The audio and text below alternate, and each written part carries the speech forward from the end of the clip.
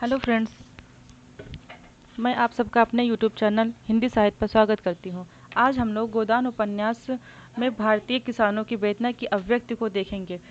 किस प्रकार प्रेमचंद जी ने भारतीय किसानों को की वेदना को व्यक्त किया है गोदान उपन्यास में। प्रेमचंद ने अपनी रचनाओं में संपूर्ण भारतवर्ष के किसानों के सुख दुख का चित्रण नहीं किया है। उन्होंने सिर्फ भारत में जमींदारी प्रथा के भीतर रहने वाले किसानों का वर्णन किया है। ब्रिटिश भारत में अंग्रेजों ने कुछ हिस्से में रैयतवाड़ी और कुछ हिस्से में इस्तेमारी भूमि व्यवस्था लागू कर रखी थी। रैयतवाड़ी व्यवस्था में किसान अपनी लगान सीधे अंग्रेज सरकार को देता है। इस्तेमारी व्यवस्था में लगान वसूलने का काम बिचौलिया वर्ग के रूप में जमींदार वसूल करते थे तथा जमींदार ही अंग्रेजों के पास लगान जमा करवाते थे।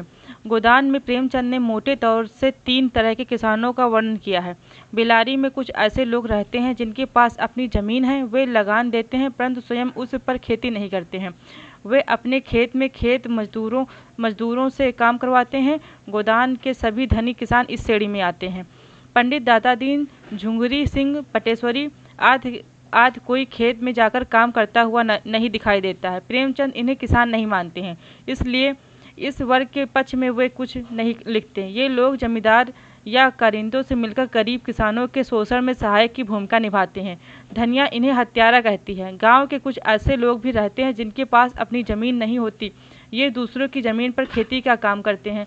दलित जातियों से संबंधित ऐसे लोग खेत मजदूरी की श्रेणी में आते हैं। प्रेमचंद ने बहुत सहानुभूति से इन पात्रों को उपस्थित किया है। हरखू, सिलिया और उनका परिवार इसी श्रेणी में आता है। प्रेमचंद इस वर्ग को भी किसान नहीं मानते हैं। किसान इस वर्ग में मिल रहे उनकी जमीन छीनी जा रही है, इसे प्रेमचंद ने देखा है, दिखाया है, चिंता की है, परंतु वे किसान से मजदूर बन जाने में किसान की हेठी समझते हैं, इसलिए इस प्रक्रिया का समर्थन नहीं करते हैं।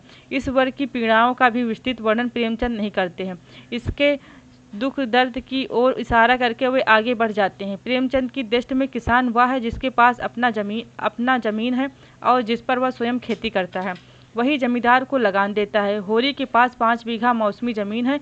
इस वर्ग को प्रेमचंद किसान मानते हैं। प्रेमचंद इसी वर्ग के पक्षधर लेखक हैं। ऐसे लोग के शोषण उत्पीड़न का विरोध करते हैं।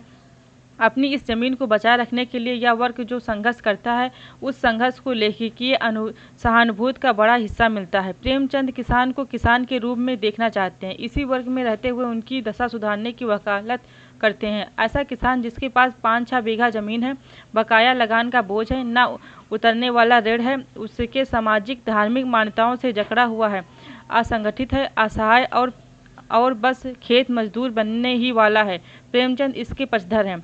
अनेक कष्टों के बावजूद होरी की किसान बने रहने की इस जिद्दनुमा आकांक्षा को प्रेमचंद बहुत आदर से देखा है। यह एक किसान के अस्तित्व की रक्षा का सवाल है।